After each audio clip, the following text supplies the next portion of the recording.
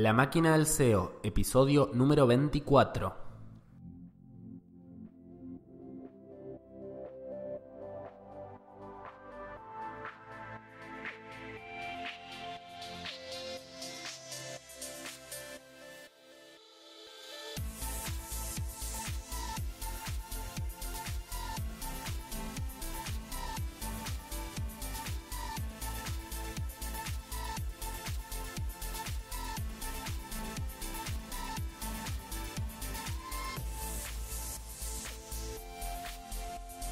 Hola a todas y a todos, bienvenidos sean una vez más a la máquina del SEO. Mi nombre es Andrés Closter de andrescloster.com y @andrescloster en Twitter. Y en este episodio 24, 24 episodio de la máquina del SEO, vamos a tener una entrevista con un crack del SEO técnico. Se trata de Natsir Turrado, que además de tener uno de los mejores nombres que escuché en mi vida, sabe muchísimo de SEO, sabe mucho de SEO técnico. Y vamos a estar hablando de experimentos, vamos a estar hablando de la actualización de Google de agosto, que se afectó sitios médicos, que se afectó sitios que tenían gran relevancia, de qué fue esta actualización que a todos nos tiene pensando qué es lo que está haciendo Google. Vamos a hablar, bueno, como ya les dije, vamos a hablar de experimentos, vamos a hablar un poquito de CRO, vamos a hablar de correlaciones en el SEO y cómo no implican siempre causalidad, temática que me desvela porque se escuchan muchos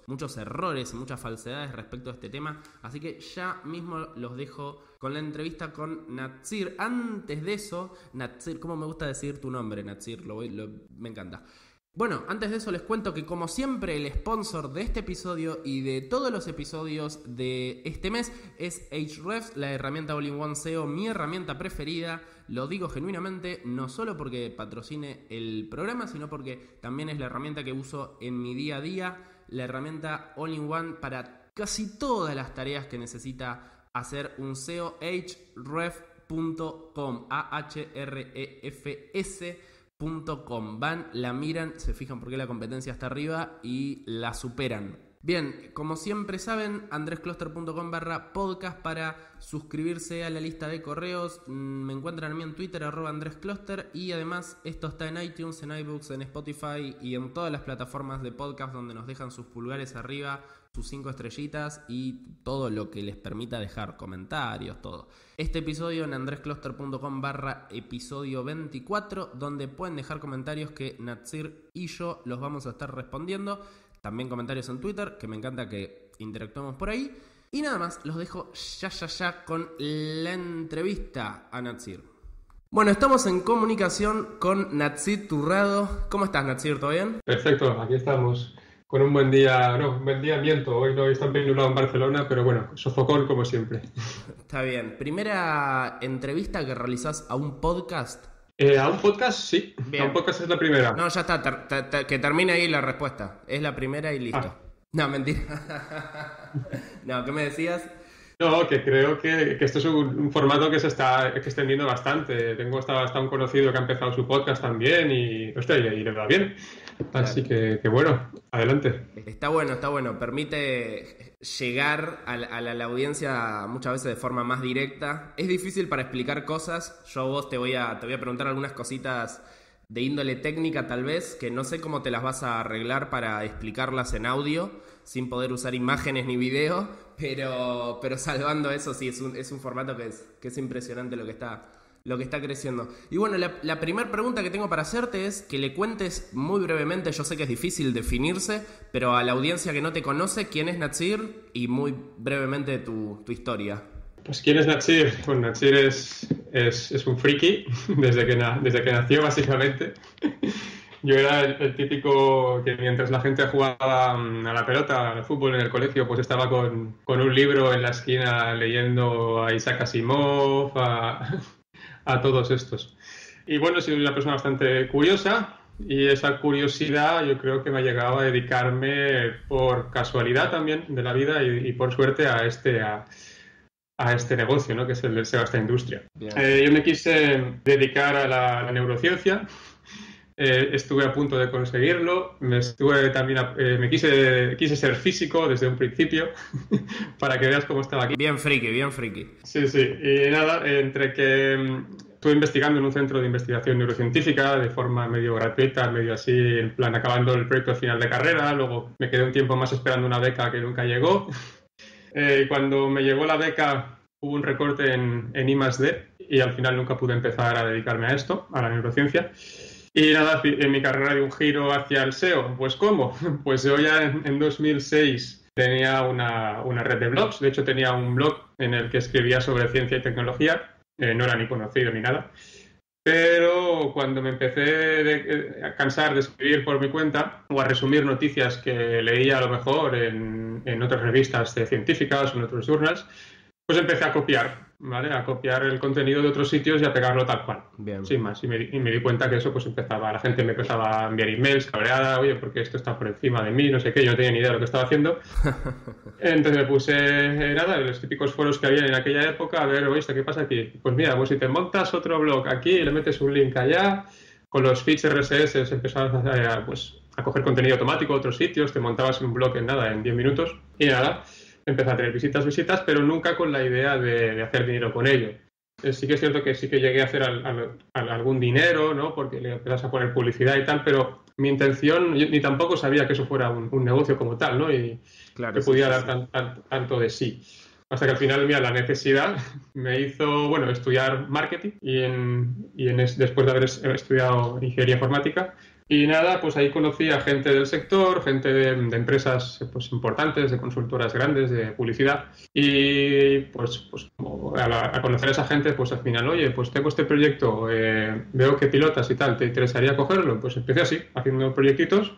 Proyectitos, empecé ya de casi de forma a lo grande, ¿no? Aunque sí que luego cogí con proyectos más pequeños, ¿no? Y nada, poco a poco, desde ahí empecé, vi que se hacía dinero, me iba bien la vida, no se me daba mal y seguí por ahí. Bien. Y actualmente te desempeñas como consultor SEO principalmente. Eso es prácticamente eso que hago, el 80% de mi tiempo, de mi tiempo de trabajo. Claro, ¿y el 20% restante? Pues hago formación, ¿vale? No es que la formación te da dinero y tal, pero tampoco lo hago con una intención de ganar dinero con la formación, sino es porque me gusta formar. Es decir, ya llevo dando clases, pues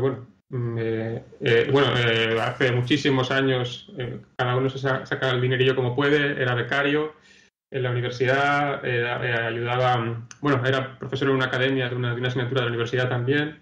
Luego también era hasta monitor de fitness los fines de semana, para que veas que siempre he estado dando clases, ayudando a niños, a adolescentes con física, con matemáticas. Siempre he dado clases y es una cosa que me gusta hacer. Así que una parte del tiempo va para ahí. ¿Y ya para hacer sitios propios, para hacer nichitos, no queda tiempo? No, de hecho, esto es una cosa que me quité como hace 5 años o así. Dejé de preocuparme de estas cosas. Preocuparme.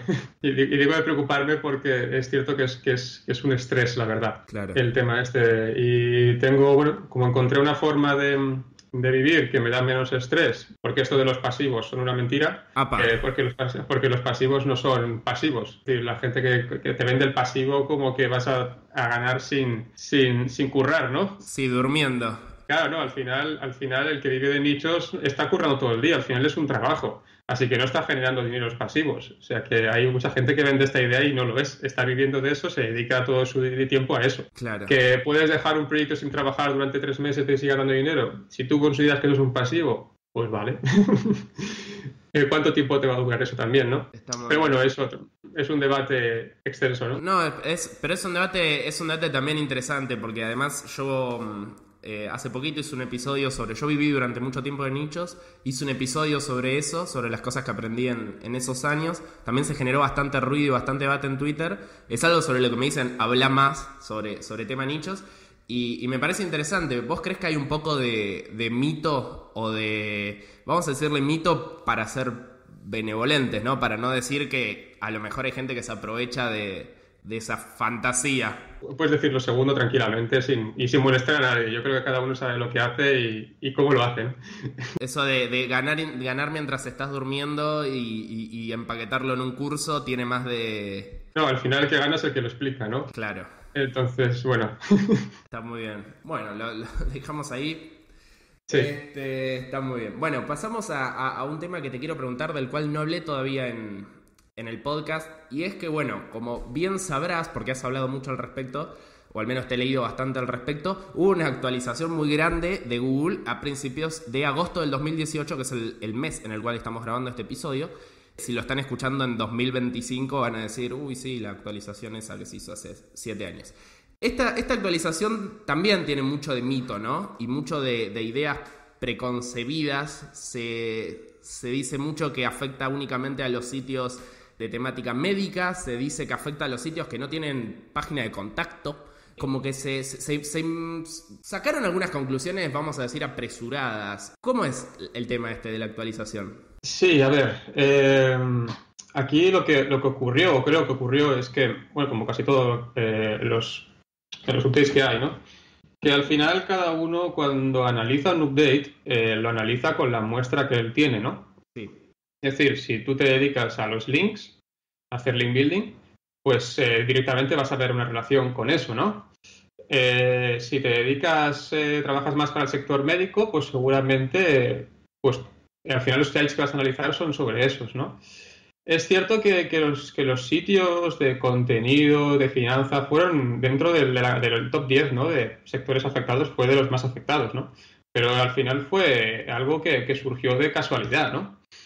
El problema es que, claro, al final empiezan a salir artículos de la gente que corre. Yo también corrí bastante, la verdad, con las conclusiones. De hecho, las puse al día siguiente, ¿no?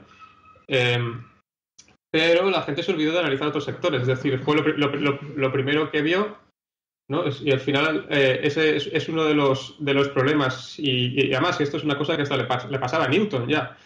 Cuando era joven, ¿no? Y cuando hicieron las leyes del conocimiento, digamos, cómo tenías que hacer un experimento científico. Claro. Cuando se empezó a hacer todo eso ya en aquella época, una de las cosas que se decía, básicamente, es que no te quedes no intentes demostrar la idea preconcebida que tú tienes de inicial, ¿no? Claro.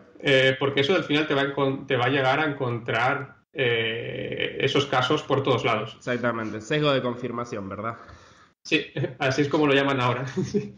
Entonces, es así, es lo que ocurrió. Salieron, luego también hay gente que lo que hace, bueno, lo lee por ahí o se publica en un blog que es importante y la gente pues se lo cree. Hostia, no, que lo han publicado en el blog de Sistrix, ¿no? Hostia, pues si lo dice Sistrix es que tiene que ser verdad.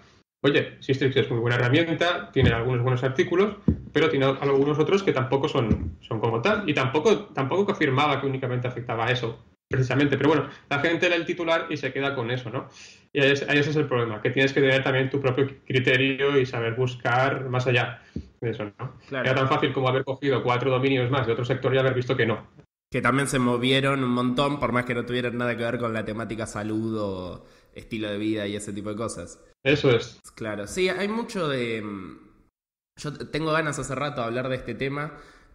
Noto muchísimo sesgo de confirmación en todos los SEOs, en parte porque, trabajamos con una plataforma externa que no nos dice cómo pondera cada uno de los factores de posicionamiento, entonces es lógico que cometamos errores de análisis, pero es increíble que pueda haber dos SEOs que piensan totalmente opuestos y que los dos vean en los mismos sitios la evidencia para confirmar su teoría.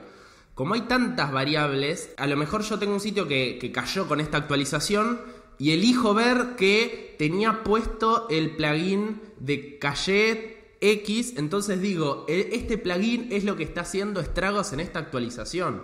Y en realidad no necesariamente. Y otro ve que faltó el formulario de contacto, entonces dices eso, y otro dice, faltó que se escuchó mucho el tema de la página Quién Soy que fuera real, como que el algoritmo de Google estaba empezando a encontrar si estábamos mintiendo en la página de Quién Soy. Eso fue raro. Tela, que ya hasta una persona le cuesta, ¿no? Saber si la mayoría Yo cuando... Es eso, además cuando analizas links de algún sitio acabas encontrando PBNs por todos lados y te das cuenta que todas son fake porque son muy iguales, una plantilla, todo eso. Hostia, poca gente es capaz de llegar a encontrar una PBN leyendo la página de contacto. Hostia, pues un buscador no sé cómo... Un buscador lo tiene más fácil de otra forma que no mirando únicamente eso, ¿no? Pero bueno, que los robots están a años luz de saber si un autor un autor es reconocido en una materia, a menos que ese autor sea muy, muy reconocido y sea tratado como una entidad, ¿no? Si tú buscas, por ejemplo, mi nombre en Google, pues Google sabe que es a lo que me dedico yo. Te dice que soy, o algún día te dice que soy analista web, otro día te dice que soy consultor SEO. ¿Vale? Ya te lo dice como mi profesión, porque ya Google me trata como una entidad, ¿no? Sí. Sí, pero eso solamente ocurriría, claro, sería una forma digamos que de desprestigiar, ¿no? al resto de gente que también escribe muy bien. Yo puedo escribir y puedo escribir mierda, ¿no? Es decir, no tiene nada que ver tampoco la autoridad de un autor no asegura también un contenido, por lo menos un contenido certero. Ya no te voy a decir que sea bueno, ¿no? Pero Claro. certero, ¿no? Sí, sí, sí. Sí, bueno, uno también ve una web propia caer y se agarra de lo que puede para entender qué es lo que sucedió. Creo que a todos los SEOs nos pasa que cuando nos comemos una penalización o una bajada importante de tráfico orgánico, necesitamos una explicación. Y lo primero que encontremos que se adecue más o menos, lo vamos a tomar como verdad. Y acá hubo tantas webs que se cayeron que salieron todos a buscar la primera explicación que había. Sí, eso es. Y además el ser humano tiende a querer etiquetarlo todo, ¿no? Claro. Etiquetamos personas, etiquetamos conceptos. Tenemos la necesidad de ponerle un nombre a las cosas que no conocemos, ¿no? Así como surgió, por ejemplo, el concepto Dios, ¿no? O de religión, es lo mismo. Tenemos la necesidad de ponerle un nombre a las cosas que no entendemos por qué ocurren, ¿no? Y si eso no es, pues será por esto, ¿no? Entonces, las SEOs tenemos la necesidad de ponerle un nombre a este update. ¿Para qué? Para entender qué es lo que ha ocurrido, porque si no es que no podemos dormir, decir, ¿qué está pasando aquí, no? Pues que, oye, que quizá no hay que ponerle nombre, ¿no? Podría ser, como los han llamado nosotros, un core update y ya está. Porque si yo tuviera que ponerle nombre, pues si por ponerle pondría el update, el relevancy update, ¿no? O el update de la relevancia, ¿no? Porque al final es lo que está... Este caso creo que es de las veces que más lo ha conseguido. También es cierto que se ha equivocado en muchísimas ocasiones, porque creo que le está dando, sinceramente, peso a una cosa que de entrada dije que no, ¿vale? También es bueno, digamos, corregirse, ¿no? Y saber que aunque tengas una opinión, que esa opinión se puede cambiar, ¿no? Sí. El de entrada no vi ninguna relación, pero con los primeros análisis relacionados con los links. ¿Por qué? Porque yo no me dedico al link building. Porque precisamente por eso, o sea, yo mismo cometí el error que estoy diciendo que tenía que comer. Claro, entonces no fuiste a ver eso primero. No fui a verlo primero. Cuando ya no empezaba a encontrar ese patrón, ¿no? Porque creo que no hay patrón, sinceramente. Seguro que existe algo, pero no he sabido identificarlo. Pero la mayoría de los casos, aparte de lo que comentaba en el hilo, que si luego lo miramos. Sí, lo vamos a enlazar desde la URL del episodio, sí. Creo que para dar más relevancia a los resultados, y te digo, esto simplemente es una hipótesis que no tiene ni que ser certera, ¿no? Pero que sí que me lo he encontrado en la mayoría de casos que he analizado. Algo tiene que ver con lo que creo que Google considera en qué campo ese dominio, en qué temática ese dominio es importante, ¿no? Bien. Y creo que para eso sí que ha hecho uso en cierta medida, no voy a decir en todo, en los links. Oye, tampoco creo que sea esto y esto. Muchas veces Google se comporta, además, si estudias cómo funciona la información que comparte Google, en muchos de los algoritmos que le aplica, no hace todas las cosas que dice en el algoritmo. ¿Qué quiero decir? Que a lo mejor evalúa un primer factor y si ese factor ya lo tienes o no lo tienes, directamente se salta el resto de cosas y sigue mirando otras, ¿vale? Es decir, no tiene por qué aplicar todos los factores a la vez. Claro. Es decir, algunos se utilizan en fases de reajuste, otras, si ya tienes esto, pues no aplico esto otro, que también podría ser, por eso es quizás tan difícil encontrar un patrón aquí, porque quizás si ya tienes esto y esto y esto no te lo voy a mirar, ¿no? Generalizando y simplificando mucho Google en ahora mismo, ¿no? Pero ya me entendéis. Sí, no, obviamente. Además, si hiciera un cambio tan importante en el algoritmo y resultara que cambiando dos cosas lo sorteamos, por decir de alguna manera, no tendría tampoco mucho sentido. No, hombre, no. También Google realiza muchos cambios y va testeando cómo responden esos cambios. Que esta actualización haga más hincapié en la relevancia, como decís vos. Encontrar un ejemplo donde un sitio que no es relevante mejoró sus posiciones tampoco es que contradice todo el cambio. Cada actualización busca llevar el conjunto de las búsquedas hacia un lugar de lo que Google considera mejor, ¿no? Entre comillas. Exactamente. Encontrar uno o dos, porque dicen, no, pero acá, mira, esta búsqueda puntual. Bueno, está bien, capaz la suma dio ese error, pero... Sí, por eso que aunque no tenga que ver con EAT, ¿no? Que es con lo que estaban diciendo, que no tenga que ver, o en medida no tenga que ver, seguro que lo tiene que ver, pero aunque no tenga que ver directamente con eso, ¿no? Porque encontrar los ejemplos puedes encontrar tropecientos buscando, no solamente uno, es que creo que es importante seguir las qualities. Porque al final el trabajo de los qualities es el que tú comentabas hace un momento, es el de evaluar los resultados post-update. Así es como Google se da cuenta que un algoritmo ha sido eficaz. Es decir, Google se actualiza y cada vez que Google se actualiza, los qualities con esas guías que ellos tienen, ten en cuenta que los quality raters no son SEOs para empezar, son personas que no tienen ni idea de SEO, no tienen ni por qué tenerla, ¿vale? Eso al final intentan evaluar la calidad de esos resultados mostrados en base a estas guías, ¿no? De hecho, estos datos ni siquiera los utilizan los qualities como training set, ¿no? Para su algoritmo de Machine Learning, como es el RankBrain. Esto lo ha confirmado Google hace poco. Es decir, el trabajo de quality únicamente es el de evaluar la calidad de los resultados. Un quality ni siquiera te penaliza. No es el trabajo de un quality revisar tu web y ver que has hecho algo mal y penalizarte. Ese no es el trabajo de ellos. No, es más internamente hacia Google de decir acá el algoritmo posicionó algo que no es de calidad. Por eso ya está. Los que penalizan manualmente son los del el equipo de spam, ¿no? Es otra cosa totalmente distinta, ¿no? Claro. Entonces, por eso después de cada update hay como un mes de reajustes bastante bestias por parte de Google, que es lo que ha pasado ahora también. Han habido no solamente del día 1, sino que han habido 3 y 4. Uno, sobre todo, ha sido bastante fuerte de reajustes. Claro, ¿qué han hecho? Han hecho un update, han recogido feedback otra vez, se han dado cuenta de que le han cagado en ciertas partes y han vuelto a reajustar. Entonces, como los qualities al final lo que buscan es esa calidad de resultados y Google está cambiando su algoritmo en base a ese resultado, ¿vale? Es normal que cada vez el mejor contenido salga a la luz. Claro. ¿Puede ser un contenido de experto? Pues no lo sé, si es el mejor contenido, eso es otro tema, ¿no? Pero tiene sentido el seguir con las qualities, aunque directamente no creo, sinceramente, que haya afectado únicamente a eso, ¿no? Bien. Entonces, digamos, para cerrar toda esta cuestión del algoritmo, porque una de las preguntas que realizaron en Twitter, en este Ask Natsir Anything, fue...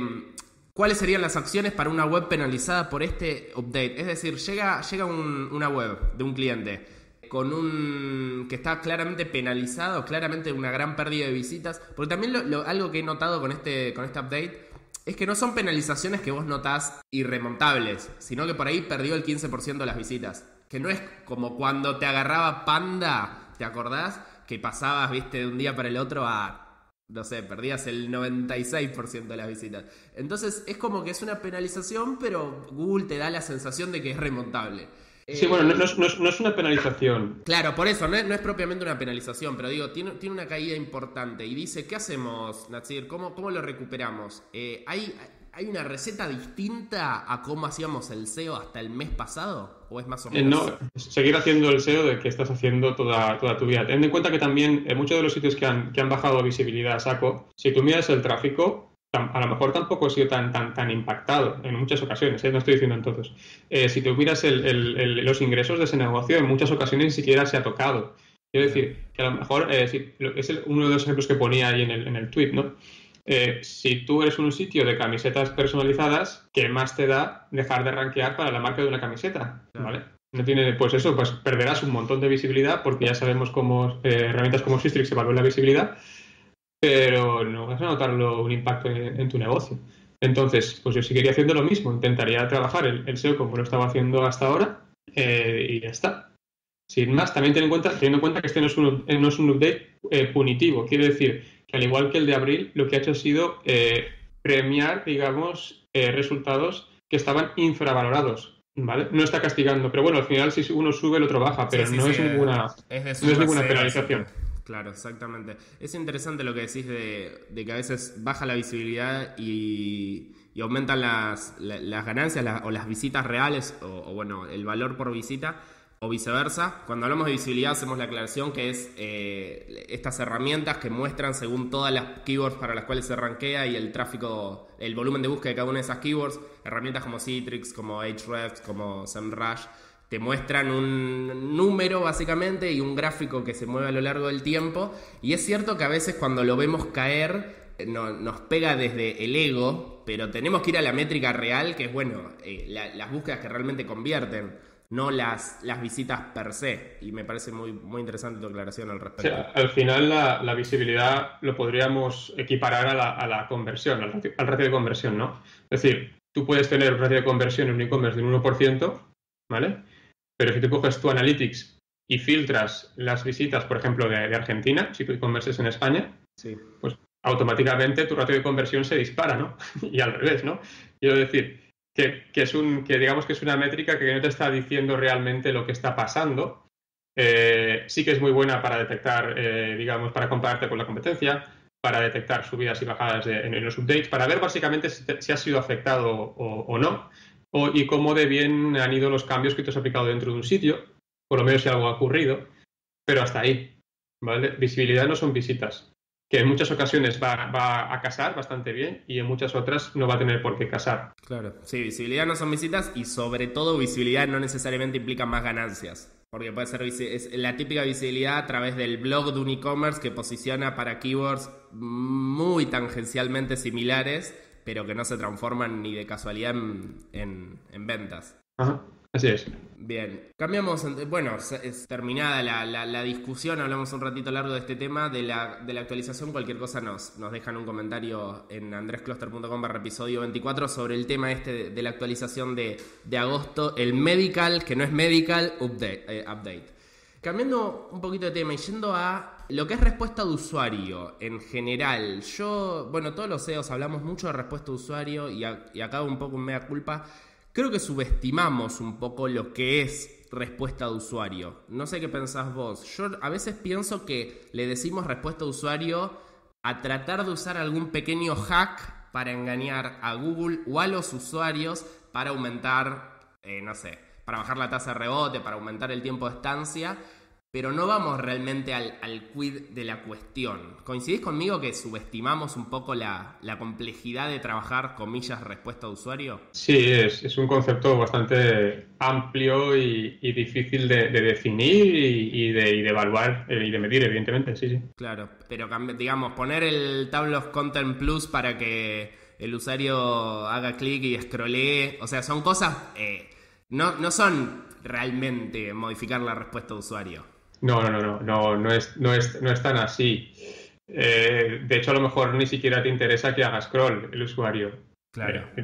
Porque a lo mejor el contenido es tan sencillo, tan simple que si lo puedes resolver al principio, pues ¿para qué lo vas a resolver abajo, no? Al final, y eso no, digamos que también aquí hay un problemita, y es que la gente piensa que el CTR Google lo está evaluando a nivel de query, y no es así. ¿Cómo sería eso?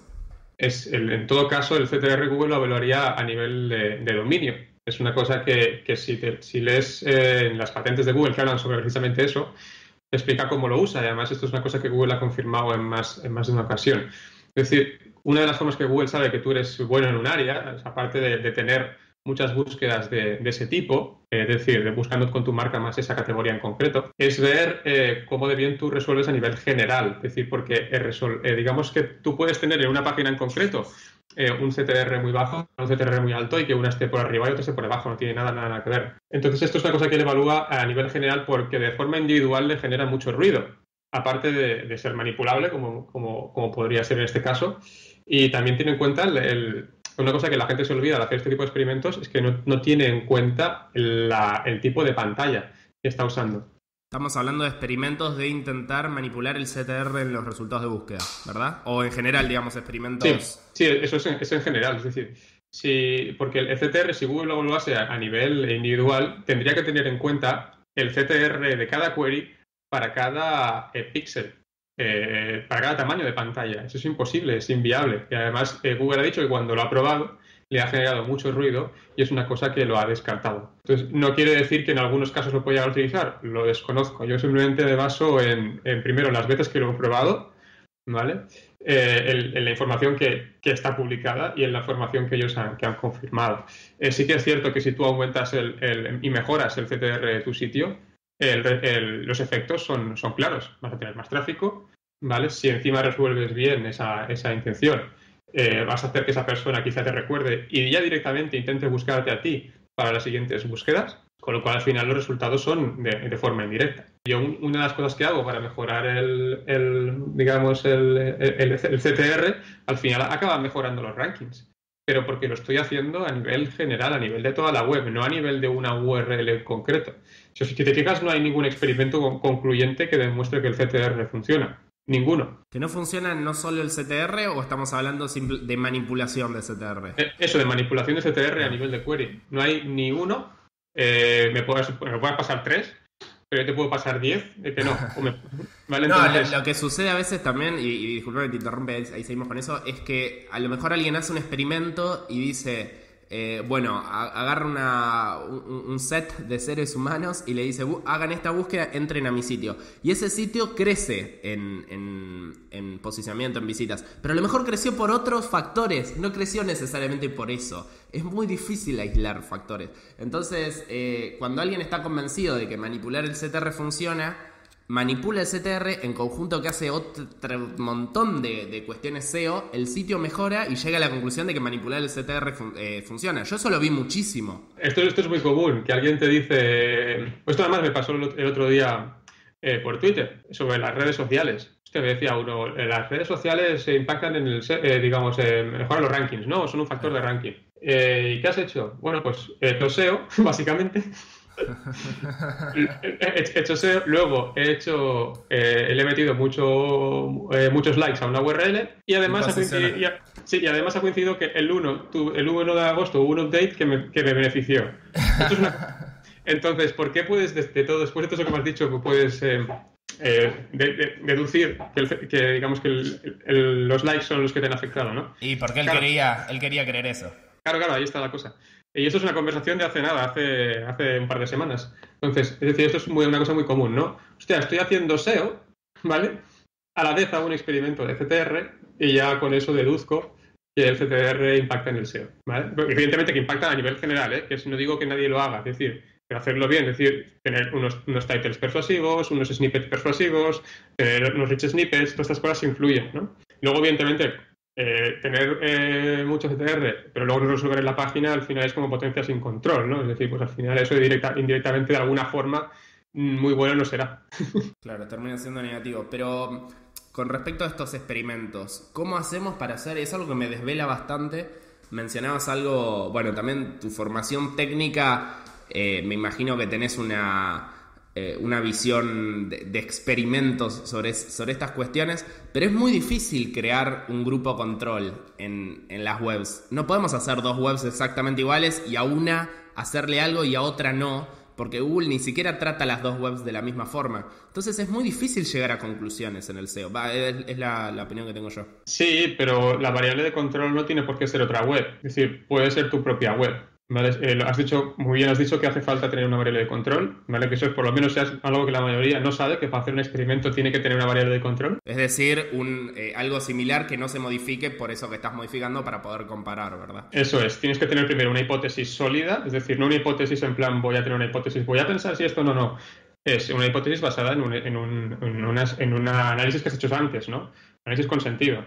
Y luego vas a tener un set de URLs, no una URL. ¿Vale? Sino voy a tener un grupo de URLs de un tipo y un grupo de URLs de otro tipo, ¿vale? Es lo primero que tienes que tener en cuenta para hacer un experimento SEO. Luego tienes que tratar de aislar el máximo número de variables posibles.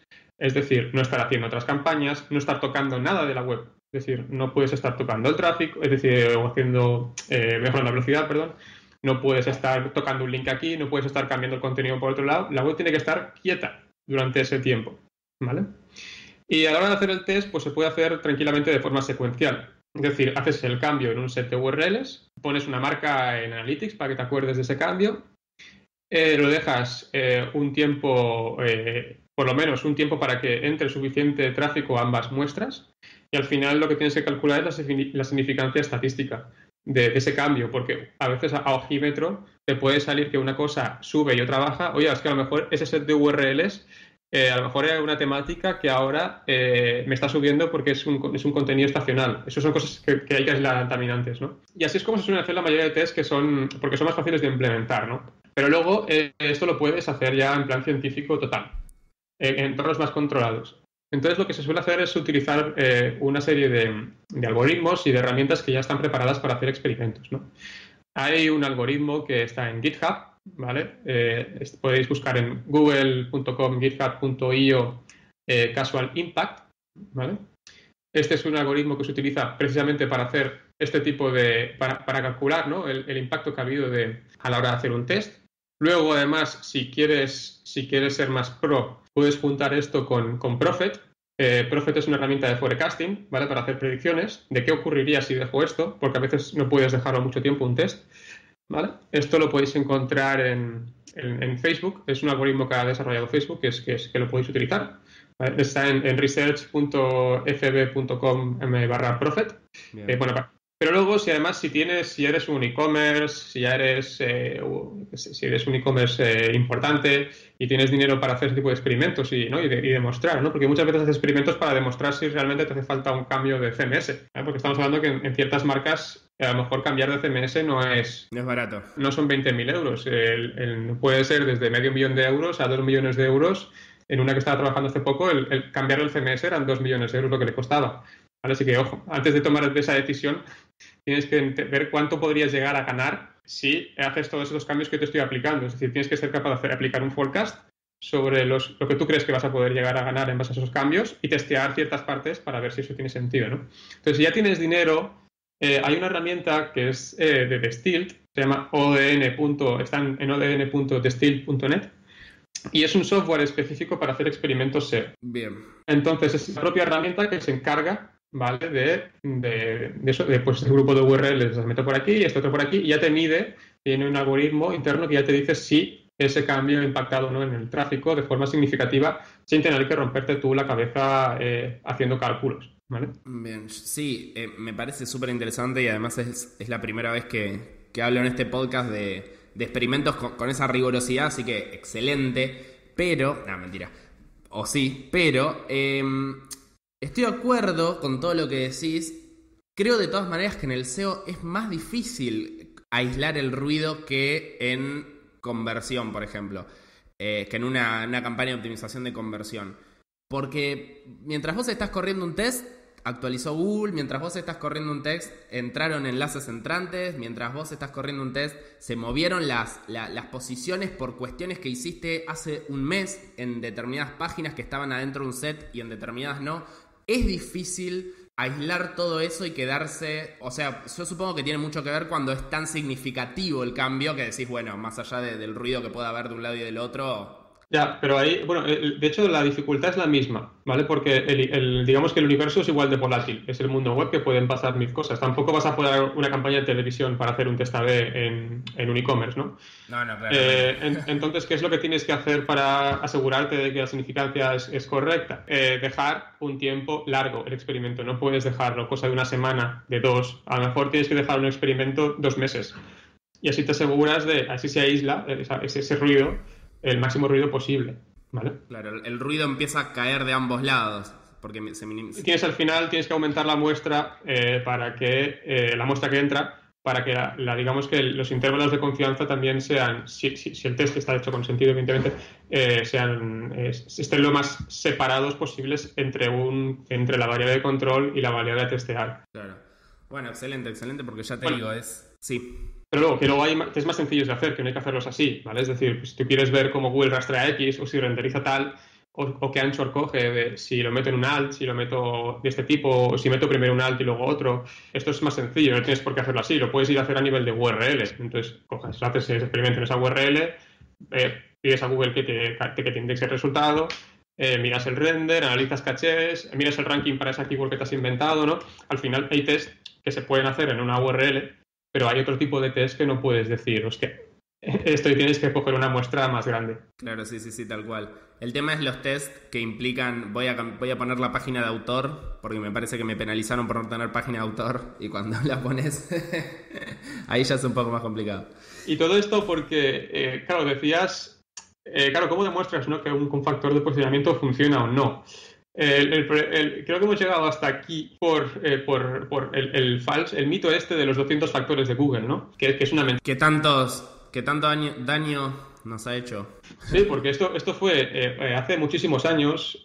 Hablo yo creo que antes del 2010 me parece que fue y todo. No sé, no sabría decirte. Creo que fue incluso del 2006. Mira lo que te digo. Creo que llegó porque lo vi en una presentación de 2006. Un SEO de Google, no un SEO de Google, sino un trabajador de Google, dijo que en una diapositiva puso que habían 200 factores. De hecho, tengo por ahí el pantallazo guardado de la diapositiva. Claro, y a partir de ahí se extendió el rumor. Son 200 factores, son 200 factores. ¿Qué es lo que hizo la gente? Los empezó a numerar. Los empezó a buscar. Como Claro. nadie los conocía, empezaron a hacer estudios de correlación. Es la mayor desastre que puedes hacer en tu vida, es hacer un estudio de correlación. ¿Vale? Son lo peor. Si tú quieres aprender algo, no lo hagas con un estudio de correlación, la verdad. Entonces, la mayoría de estudios de correlación, por ejemplo, vamos a hacer mención al estudio de Moz, ¿no? El famoso estudio de Moz que saca cada año, ¿no? O cada 2 años, no me acuerdo. Claro, ¿cómo estaba hecho este estudio? Moz utilizaba solo los primeros 50 resultados, ¿vale? Para 16.000 queries únicamente. 16.000, ¿eh? Sí, Son sí, muy sí. pocas. Y esto al final le daba un total de unas 700.000 URLs. Analizar. Además, está hablando de queries en inglés únicamente. En el mercado de Estados Unidos. Es decir, estamos hablando de los mejores, de los mejores, de los mejores. Esto es como al final, si tú quieres evaluar el rendimiento de la gente corriendo y te vas a las Olimpiadas a medir, ¿no? A los atletas. Sí. Hostia, no son la gente normal, los atletas no son el resto de webs. No tenemos ni el mismo índice de materia grasa, ni la misma frecuencia cardíaca. Pues en el SEO pasa lo mismo. Las webs que están primeras pues pueden ser las más rápidas, pero quizá porque tienen más recursos o porque a la gente le gustan las webs rápidas y se sabe que las webs rápidas fidelizan y fomentan la recomendación, por ejemplo, ¿no? Entonces ahí es donde está el problema, cuando intentas buscar, ¿no? esa causa-efecto de esas cosas que estás viendo ahí y te empiezas a encontrar factores tan locos como si la URL está en LinkedIn, que esto lo he llegado a ver, es un factor. Sí, sí, pero además empiezan a encontrar correlaciones negativas. Hagamos la pequeña aclaración. Correlaciones cuando dos factores van en conjunto, cuando sube uno, sube el otro, y lo que hace el estudio de Moz es encuentra un montón de URLs y en función de su posición le asigna un montón de factores, digamos, cuántos enlaces tiene enlaces de LinkedIn, tiene página de contacto, hace un montón de factores y determina cuando esos factores correlacionan con la posición. Pero puede ser que el hecho de que correlacionen no implica que posicionen por esa razón. Claro, y teniendo en cuenta que basándonos en qué, en unos factores que realmente nadie ha dicho que son, ¿vale? Más hay algunos que Google sí que ha confirmado y que los conocemos, ¿no? Pero la gran mayoría no los conocemos. Y luego, por otro lado, Moz es una herramienta que te intenta vender un software. Entonces, ¿qué te va a poner? ¿Qué factores va a analizar? Los que su herramienta analiza. Claro. ¿Vale? O sea, más sesgado que eso no puede estar. Luego, además, esto es una cosa que la gente se olvida. En un PubCon, recuerdo que habló Google hace años, hace bastantes años también, no sé si fue sobre el 2010 o por ahí, Matt Katz dijo que eso de los 200 factores, ¿vale? Que no eran más de 200 factores, lo dijo públicamente, sino que no solamente no son más de 200 factores, sino que cada factor puede llegar a tener más de 5 o 10 variables. Claro, además no es factor en término binario, lo cumple o no lo cumple, entonces sacamos un puntaje sobre 200. Eso es. Entonces, al final, ¿cuántos te pueden llegar a salir? Claro. ¿Cuántos? Sí. Te pueden llegar a salir, yo qué sé, 10.000, 20.000 factores distintos, ¿vale? Es decir, que eso ya tiende más a la realidad. De hecho, por ahí hace poco, además coincide perfectamente con lo que hace poco, o que va a compartir Bill Slawski de aquí poco, porque ha hecho un poco de hype en Twitter. Y dice que va a sacar, no sé si es un estudio, una patente o algo, donde el número de factores casa más con este dato que yo te acabo de decir, realmente. Así que vamos a olvidarnos ya de esto de los 200 factores y vamos a intentar hacer las webs rápidas, hacer las webs con buena arquitectura, hacer webs limpias, ¿vale?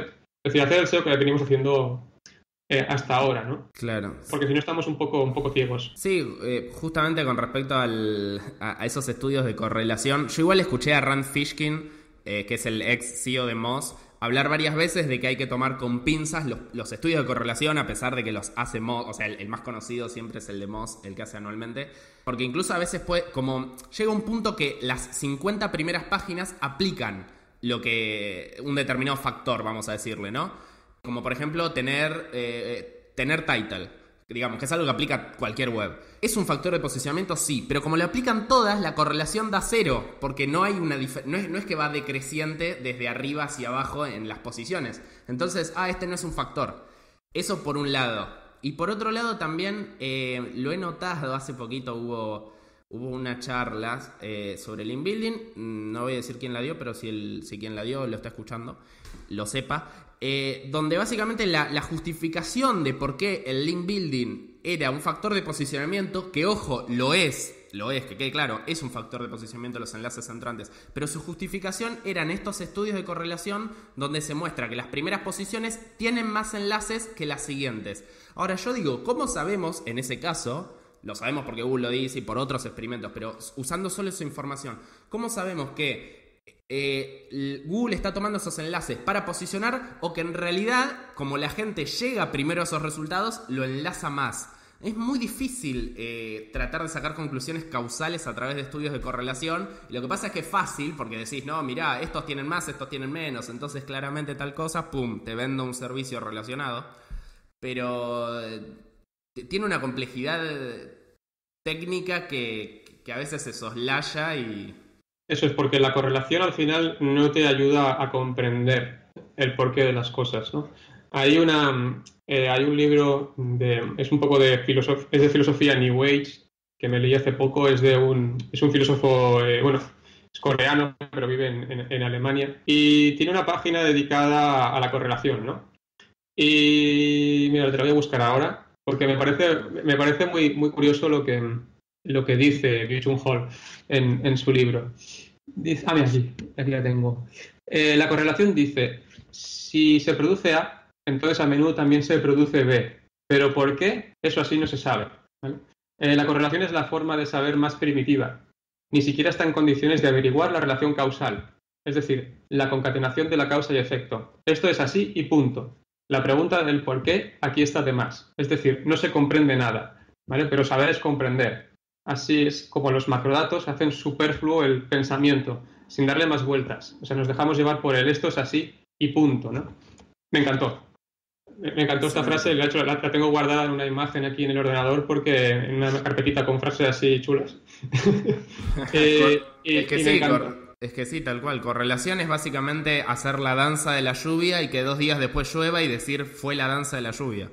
Eso es, entonces ahí está la cosa. Entonces si ponemos el plugin que hace que esto está muy relacionado a Alex, te quiero mucho Alex Navarro, pero en esto no coincido. Y el plugin para truchar la tasa de rebote Analytics, ¿entendés? O sea, hacemos eso, hacemos 200 otras cosas, 300 otras cosas bien y la web posiciona.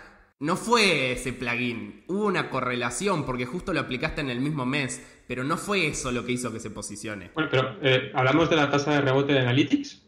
¿Viste que hay un plugin que te permite engañar a... Básicamente un plugin de WordPress que haces que la tasa de rebote de Analytics baje el numerito. ¿Y para eso te falta un plugin? Bueno, que lo puedes hacer con una etiqueta de Analytics sin más, que la puedes poner ahí. Bueno, es que seguramente el plugin debe hacer eso, pero lo que digo es, a ver, si fuera tan fácil... No, de hecho, el rebote de Analytics no es una cosa que mire Google. Claro. Es decir, ya para empezando, para que ya Chrome por sí solo ya es un panel. Es decir, ya toda la gente que usa Chrome ya sabe Google lo que hace, el sitio, cuánta gente va de un sitio a otro y cómo rebota y sabe si la gente vuelve a Google por el referrer. Además que te dice esta otra gente también, bueno, que quizá querías buscar esta otra cosa. Es decir, todo eso ya lo recoge Google sin necesidad de Analytics. Son cosas que no tienen nada que ver. Sí, bueno, pero digamos, lo que quiero decir es, a veces tenemos un sitio exitoso que tiene un montonazo de variables y terminamos eligiendo cuáles queremos ver y cuáles le asignamos el peso de haber logrado posicionar ese sitio y cuáles no. Digamos, esa es a lo que quiero llegar. Y lo digo puntualmente por Alex, a quien le mando un saludo. Y un besito. Y un besito. Él ha mostrado sitios muy exitosos, muy bien posicionados. Lo que pasa es que después cuando listamos la cantidad de cosas que se le hizo a ese sitio, seguramente algunas de esas cosas tuvieron efecto y otras cosas simplemente se hicieron y ya. Y hay un sesgo y hay una subjetividad en elegir cuáles cosas creemos que fueron los que marcaron la diferencia y cuáles no. Así que, digamos, a eso es a lo que hacía la referencia entre la dificultad entre encontrar las causas entre todas las correlaciones en el SEO. Eso es. Bueno, Natsir, te agradezco muchísimo por el tiempo. Quedaron un par de preguntas afuera, quedaron preguntas sobre PWA, quedaron preguntas sobre CRO, sobre un montón de siglas de 3 letras, no hablando en serio. Pero bueno, ya hablamos casi una hora. Vamos a hacer otra entrevista donde podamos hablar de todos los temas que quedaron afuera, si te parece bien. Ningún problema, genial. Excelente. Bueno, te agradezco mucho, mucho, mucho por tu tiempo. Y nada más, no sé si quedó algo que quieras decir, que haya quedado en el tintero, mandar saludos. Eso sí, seguro. Saludos a mi mamá que me estará escuchando. No, no, saludos ahí a Argentina. Tengo bueno, ahí amigos porteños. Mira vos. Y nada, algún día me gustaría ir a conocer por esa tierra que además es gigante. El otro día vi un mapa de Argentina puesto sobre Europa y digo, madre de Dios, desde España hasta Rusia casi ocupa Argentina. Es grande, es grande el territorio de Argentina, el 8º país más extenso del mundo. Tela. Así que bueno, te estaremos esperando, Natsit, para cuando quieras venir a Argentina a tomar una birra y hablar más todavía de SEO. Así que bueno, de vuelta, muchas gracias por tu tiempo. A ti, Andrés, muchas gracias. Bueno, un abrazo grande. Chao.